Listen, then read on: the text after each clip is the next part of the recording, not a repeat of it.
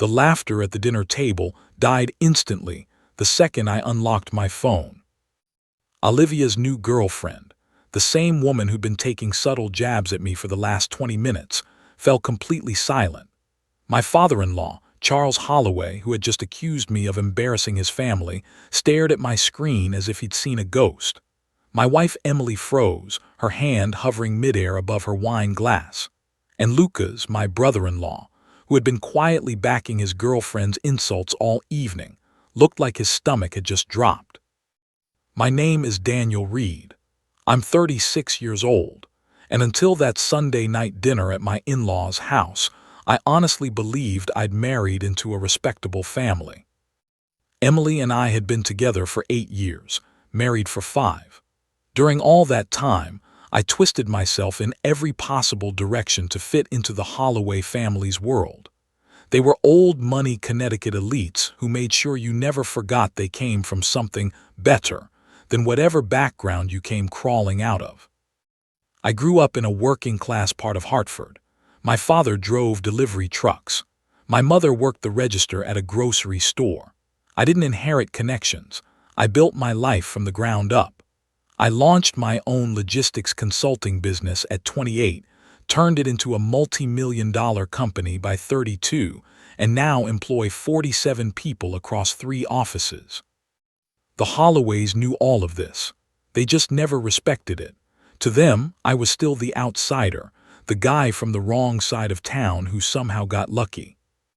Dinner began like it always did. Emily and I pulled up to her parents' home in Westport right at 6 o'clock, just as we did every single Sunday. The house itself was massive, a classic colonial that looked like it had been lifted straight out of a luxury lifestyle magazine. Emily's father, Charles Holloway, owned a chain of car dealerships spread across Connecticut. Her mother, Eleanor, filled her days sitting on charity boards and organizing elaborate fundraising galas. Lucas, Emily's younger brother, was already there when we arrived. At 29, he worked in sales at one of his father's dealerships and seemed to rotate girlfriends every few months. This time, he'd brought Maya Reynolds, a 26-year-old who worked in marketing. At least, that's how Eleanor introduced her when we stepped into the dining room. Maya was beautiful in that carefully curated way, perfectly straight blonde hair, a designer dress that likely cost more than most people's rent, and the kind of confidence that comes from never really hearing the word no. "Daniel," Eleanor said as we settled into our seats, "Maya works for Ashton and Pierce, you know, that marketing firm downtown." I gave a polite nod. "Nice to meet you, Maya." She smiled back, but it felt rehearsed. "You too. Lucas has told me so much about his family." The first 20 minutes of dinner passed exactly how they always did.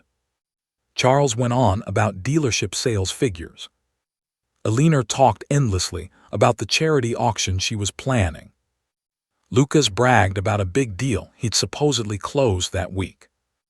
Emily shared updates from her interior design projects. No one asked me a single thing about my work. That was nothing new. The Holloways had a subtle way of making you feel invisible unless you were useful to them. Then Maya finally spoke up. "So Daniel," she said, slicing into her salmon with deliberate precision, "Emily mentioned you run some kind of consulting business." "I do," I replied calmly. "Logistics consulting. We help companies improve their supply chains and distribution systems." She nodded slowly, the way someone does when they're pretending to understand something they clearly don't take seriously. Like I just told her my hobby was collecting bottle caps. "That sounds interesting," Maya said. "So you basically tell truck drivers where to go." Lucas laughed. Emily glanced at me with a quiet, apologetic look, but she didn't say a word. "Not exactly," I replied evenly. "We evaluate entire logistics operations and design strategies to cut costs and improve efficiency. It involves data analysis, network modeling, and long-term planning." Maya lifted her wine glass, taking a slow sip, a faint smirk playing on her lips. Right, my mistake. So you're kind of like a middle manager, but for trucks. Charles let out a small chuckle. Elena smiled into her wine. Emily stared down at her plate like it held the answers to life itself. That familiar tightness settled into my chest, the same feeling that always came when the Holloways decided to remind me I didn't really belong. Over 8 years, I'd learned the hard way that pushing back never helped. It only made things worse. Something like that, I said quietly. And that was my mistake. The moment I backed off, Maya picked up on it. Lucas told me you grew up in Hartford, she continued, her voice taking on a sharper edge. That must have been rough. I mean, I've driven through there a couple of times. It's not exactly the nicest place. It wasn't bad, I said. Good people, strong community. Oh, I'm sure, Maya replied, dripping with false sympathy. Everyone's just doing the best they can with what they have, right? I mean, not everyone can afford private schools or summer houses in the Hamptons. But that's what makes this country great. People from all backgrounds get a chance to succeed. The table fell silent. Even Lucas looked slightly uneasy now, though the smile never fully left his face. Daniel done really well for himself, Emily finally said, her voice barely above a whisper. Oh, absolutely, Maya agreed brightly. I mean, to come from that kind of background and end up running your own little business, that's the American dream, truly impressive. Little business. The words lingered in the air, heavy and unmistakable. I slowly looked around the table. Charles was suddenly very focused on his plate. Elena reached for the wine bottle, refilling her glass. Lucas was struggling to hold back laughter. And Emily, my wife, sat there in silence, allowing a complete stranger to tear down her husband inside her parents' home. We should probably change the subject, I said quietly. Why? Maya asked, feigning innocence. I think this is fascinating. I love hearing success stories from people who have overcome adversity. It's so inspiring. She wasn't hiding it anymore. Every sentence was carefully chosen, to remind me I didn't belong, that I was somehow beneath them, that I should feel lucky just to be sitting at that table with people who considered themselves superior. Maya's right, Lucas added, finally joining in. Daniel's come a long way. Remember when we first met him, Dad? He was driving that old Honda with the dented door. Charles smiled faintly. I remember. What year was that car, Daniel? 95, 96. 97, I answered. Still running? Maya asked sweetly. I sold it years ago. Oh, that's good, she replied. I mean, once you start making real money, you can afford to upgrade those things. Real money. As if the 7-figure income I'd earned the previous year somehow didn't count. Elena decided to chime in. Daniel's always been very practical with money, very cautious about spending. I suppose that comes from growing up without much. My jaw tightened. 8 years of this. 8 years of subtle insults, disguised praise, and constant reminders that I should feel grateful they ever accepted me into their family. You know what I find really admirable, Maya continued, and I knew whatever came next would be worse. People who do real hands-on work, true blue-collar jobs. Your father was a truck driver, right, Daniel? He is a truck driver, I corrected. He's not dead. Oh, right, sorry, is a truck driver, she said lightly. That's such honest work. My father always says we need people willing to do those kinds of jobs. Someone has to do them, right? Lucas was laughing openly now. Emily's eyes were filled with tears, but she still said nothing. Charles and Elena watched quietly, like this was some kind of dinner entertainment. Maya, I said, keeping my voice steady, I think you're being disrespectful. Disrespectful? She looked genuinely surprised. I'm complimenting you. I'm saying I admire people who come from nothing and make something of themselves. How is that disrespectful? That was when Charles finally spoke. Daniel, I think you're being a little too sensitive, Charles said. Maya's just making conversation. She's insulting my family and where I come from, I replied. No one is insulting anyone, Alina said coolly. You're making this uncomfortable for everyone. I turned to Emily, silently begging her to say something, anything, to defend me or at least acknowledge what was happening. But she stayed frozen in her chair, eyes down, hands folded in her lap. Maybe you should just relax, Lucas offered. Maya didn't mean anything by it. You're kind of overreacting. Overreacting. I felt the anger rise in my chest, sharp, hot, impossible to ignore. Yes, Charles said firmly. You're making my family look bad by blowing a simple conversation out of proportion. Maya is a guest in our home, and you're making her uncomfortable. I stared at my father-in-law, the man who had spent 8 years treating me like hired help. The man who never once asked about my business, never acknowledged what I'd built, never treated me like I was worth his attention. And now he was telling me I was embarrassing his family. I apologize, I said at last. I didn't mean to make anyone uncomfortable. Maya's smile widened. No worries, I completely understand. Some people get defensive about their backgrounds, it's natural. The conversation moved on. Maya began talking about her job at Ashton and Pierce, about the high-profile clients they worked with, the major campaigns she was supposedly involved in. Lucas listened like every word was gold. Alina asked interested questions. Charles nodded approvingly. And something inside me shifted. Without a word, I pulled my phone out beneath the table and started searching. Ashton and Pierce Marketing.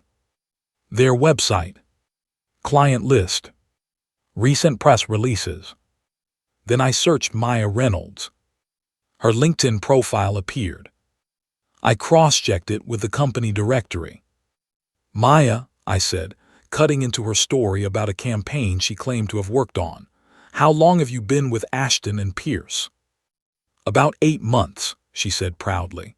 I started as a senior marketing associate, and now I'm already being considered for an account manager role.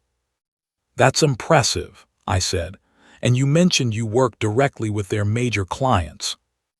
I do. Well, I'm part of the team that handles them. It's very collaborative. Which clients specifically? She hesitated just for a second. Well, I can't really share names because of confidentiality agreements, she said quickly. But trust me, they're major brands. I nodded slowly. Right. Confidentiality makes sense, I said calmly. Why are you even asking? Lucas cut in, suddenly defensive. I was just curious about Maya's work, I replied, especially since she seemed so interested in mine earlier.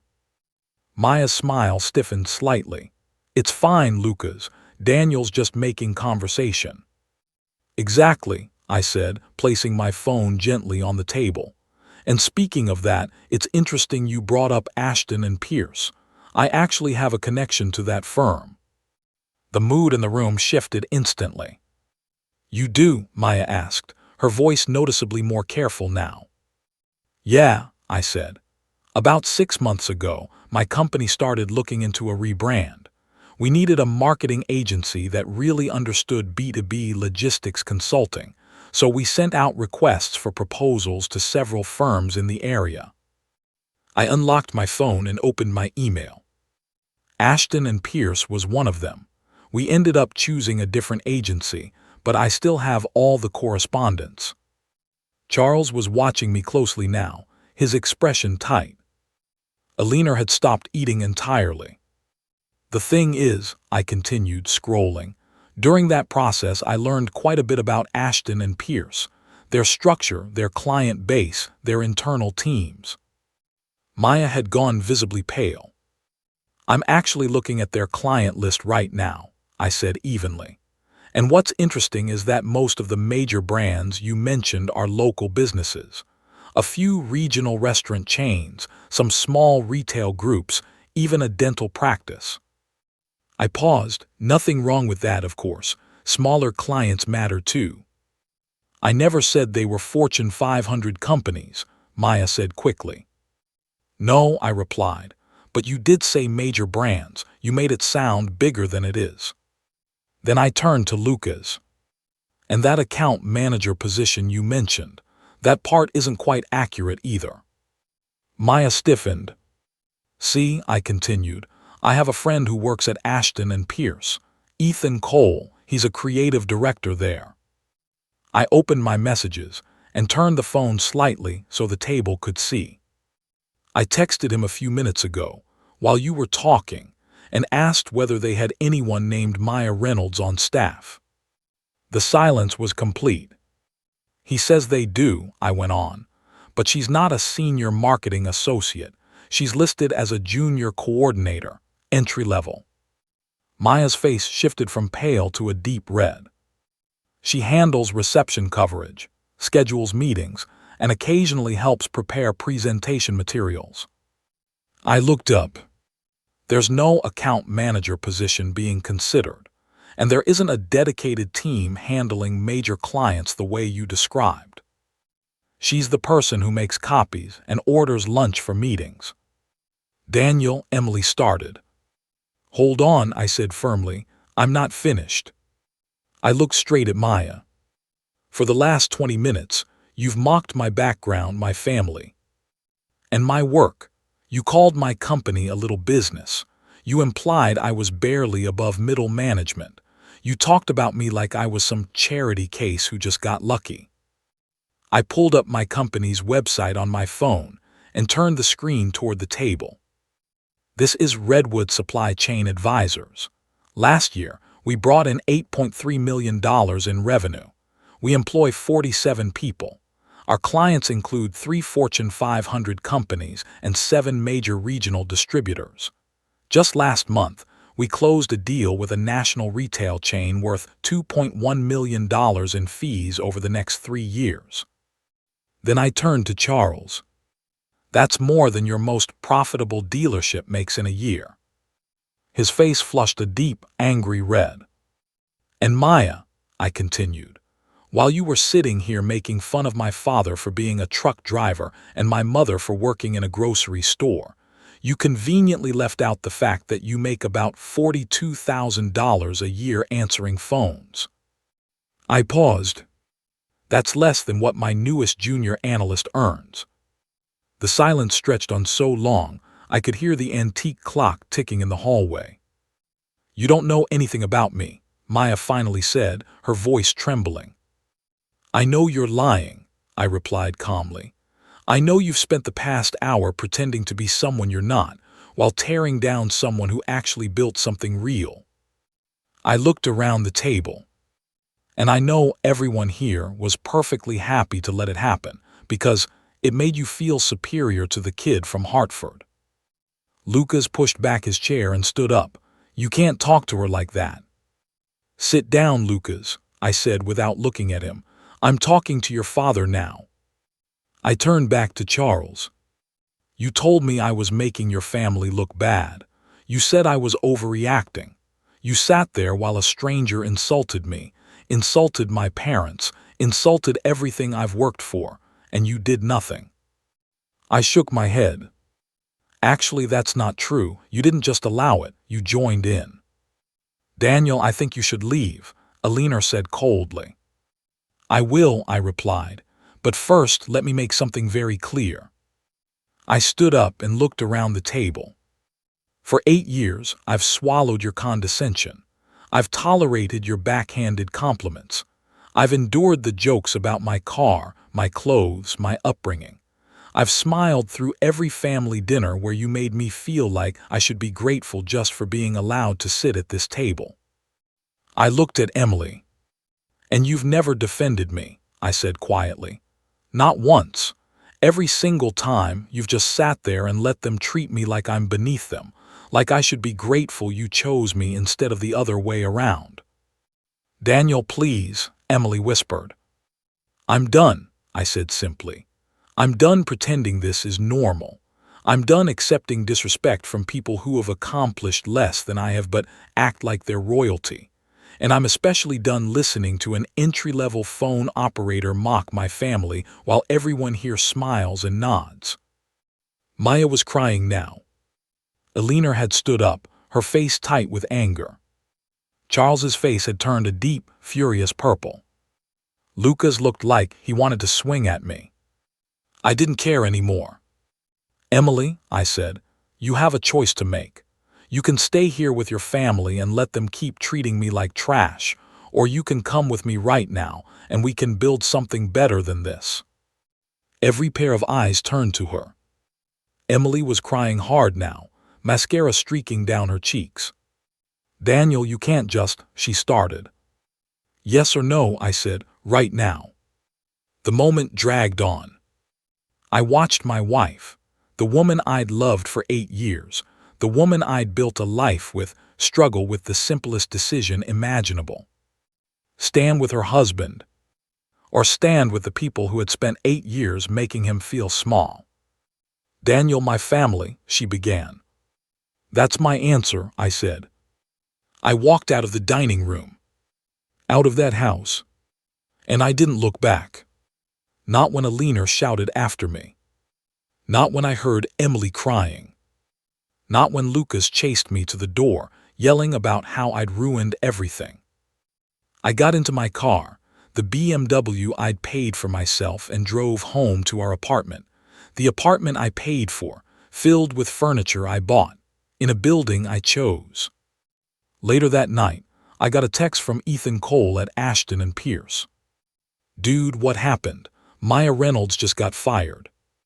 Her supervisor found out she's been lying about her role to everyone. Her boyfriend, his family, all of it. Apparently your message exposed the whole thing. I didn't reply.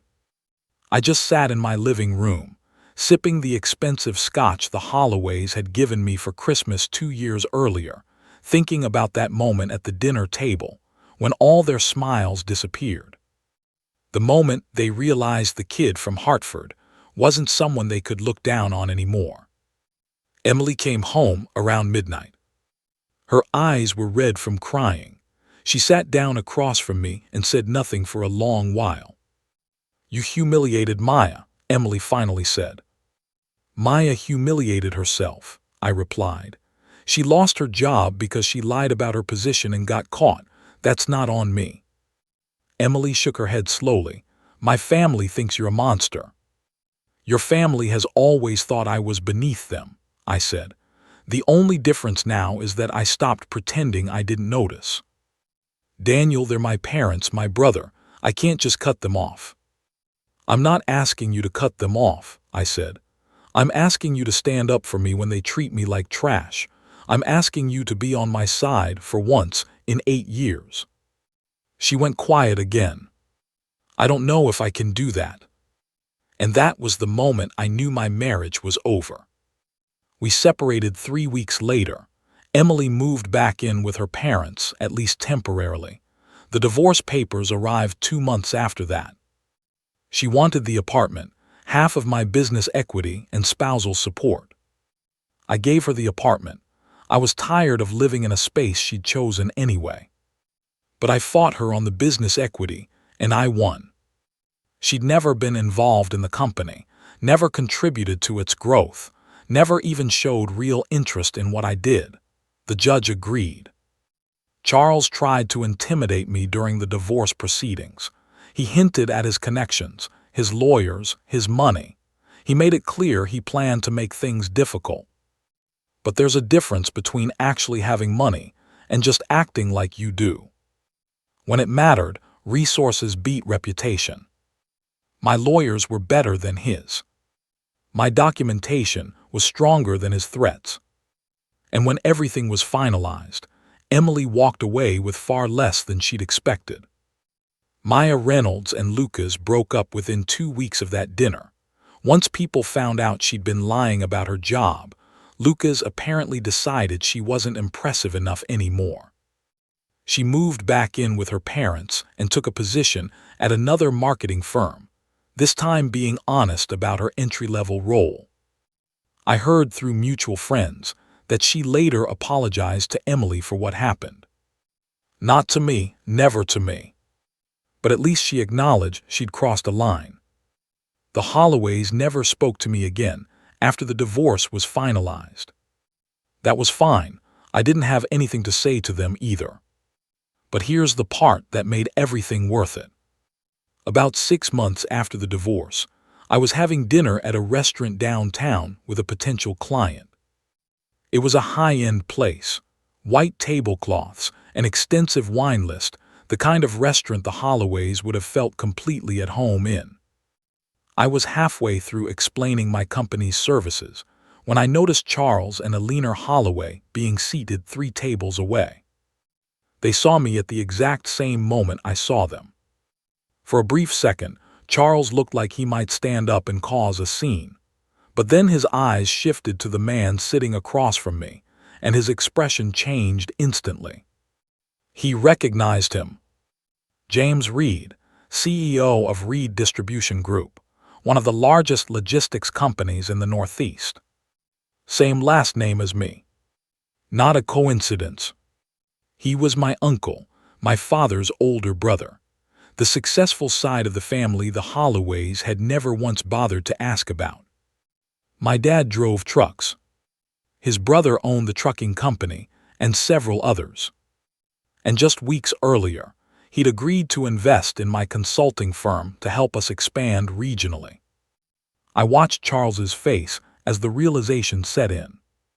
Watched him understand that the kid from Hartford he dismissed for 8 years wasn't just successful on his own. He had family backing. Real family. The kind that showed up when it mattered. Uncle James noticed Charles staring and leaned toward me. "You know them." "That's my ex-father-in-law," I said quietly. James glanced over at their table, then smiled. "The one who thought he was better than us." "That's the one." He chuckled softly. "You want me to go say hello? I've been thinking about buying up some car dealerships, his specifically." I considered it. I imagined the look on Charles's face as my uncle made him an offer he couldn't refuse, then slowly dismantled everything he'd built. But then I thought about that dinner table, about Maya's tears, about Emily's choice, about walking out of that house and feeling lighter than I had in years. "No," I said, "let's just finish our dinner. He's not worth the time." And we did. As we were leaving, I passed Charles's table and stopped briefly. "Hello, Charles," I said calmly. "Alina, enjoying your meal?" Charles's jaw was clenched so tightly, I thought he might crack a tooth. Alina refused to meet my eyes. "The food's excellent here," I added conversationally. "Uncle James and I come here whenever we meet to discuss business." "He's thinking about expanding into Connecticut," I said casually. "Maybe I'll mention your dealerships to him. Could be an interesting acquisition opportunity." I smiled, not meanly, just professionally. "Enjoy your evening," I added and walked out. That was 3 years ago. Since then, Redwood Supply Chain Advisors has tripled in size. We opened offices in Boston and Providence. We landed contracts with 2 Fortune 100 companies. Last year, our revenue hit $26 million. I bought a house in Madison, right on the water. A nice place. Better than the Holloways' Westport Colonial. Not to show off, because I earned it and I wanted it. I heard through mutual friends that Emily remarried, a man who works in finance. I hope she's happy. I really do. But I also hope she learned something from what happened. I hope she learned that standing by while someone you love is disrespected isn't loyalty to your family. It's betrayal of your marriage. I hope she learned that background doesn't determine worth, and that where someone came from matters far less than where they're going.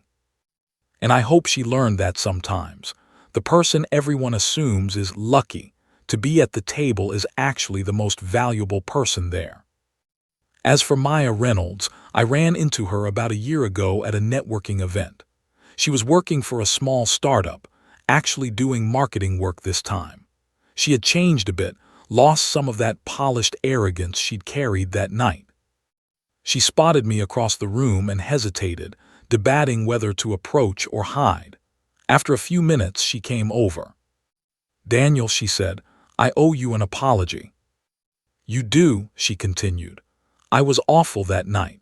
I was trying to impress Lucas and his family, and I went way too far. I'm sorry." I studied her for a moment. She seemed genuine. People do change. "Apology accepted," I said. "But Maya, you didn't just go too far. You revealed something about yourself. You were willing to tear someone else down to lift yourself up. That's not just bad behavior, it's bad character." She nodded slowly. "You're right, I've been working on that. Therapy, self-reflection, all of it. I'm trying to be better." "Good luck with that," I said, and I meant it. But I walked away. Some people deserve second chances, but that doesn't mean you have to be the one to give it. Looking back on that dinner now, I realize it was the best thing that could have happened to me. It forced me to finally acknowledge what I'd been ignoring for 8 years, that I'd married into a family that would never respect me, and that I'd chosen a wife who wouldn't stand up for me when it mattered. It also freed me to build the life I truly wanted, rather than the life I thought I was supposed to want. My parents visited last month. Mom loved the new house. Dad stood on the deck overlooking the water, shaking his head in wonder. "Never thought a kid from our neighborhood would end up here," he said. "You raised me right, Dad," I replied. "Taught me that honest work and treating people with respect matter more than where you come from." He smiled. "Your mother and I are proud of you, Daniel, not because of the money or the house, but because you didn't let anyone make you feel less than you are." That's the real lesson from that dinner. Not that I had money, success, or connections, but that I finally refused to accept being treated as less than I was worth. The Holloways taught me something valuable, even if they didn't mean to. Respect has to be demanded sometimes. Being nice, accommodating, or hopping people will eventually see your worth doesn't work when they've already decided you're beneath them. Sometimes you have to pull out your phone and show them exactly who you are. And then, you have to walk away from anyone who still doesn't get it. That Sunday dinner cost me a marriage and a relationship with my in-laws. But it gave me something far more valuable. It gave me back my self-respect, and I wouldn't trade that for anything.